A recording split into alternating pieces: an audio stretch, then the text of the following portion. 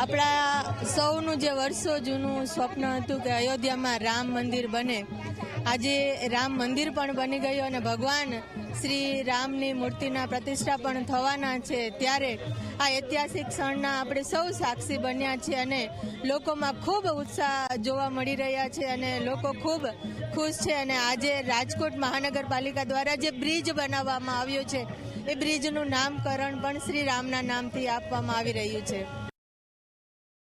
આજનો ઐતિહાસિક દિવસ ઘણા વર્ષો પહેલા 500 વર્ષ પહેલાનો આજે નિર્ણય જે છે એ 22મી જાન્યુઆરીના રોજ અયોધ્યા મુકામે જ્યારે મંદિર બની ગયું છે અને રામલલ્લાની મૂર્તિ આજે બિરાજમાન થવાની છે, ત્યારે રાજકોટમાં તમે જોઈ શક્યો છો કે રંગોળી એક પણ ઘર કે શેરી નહીં હોય ત્યાં રોશનીથી શણગારેલા નહીં હોય, રંગોળી ન હોય અને સ્વયંભૂ સોસાયટી પોતે પણ આજે જમણવાર ગોઠવે છે.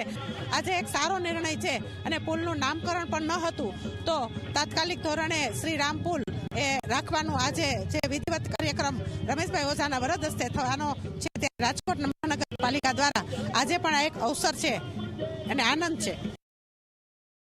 હજારો વર્ષનો એક દાગ, એક એમ કહી શકીએ કે હિન્દુ પ્રજાના હૃદયમાં એક પીડા હતી.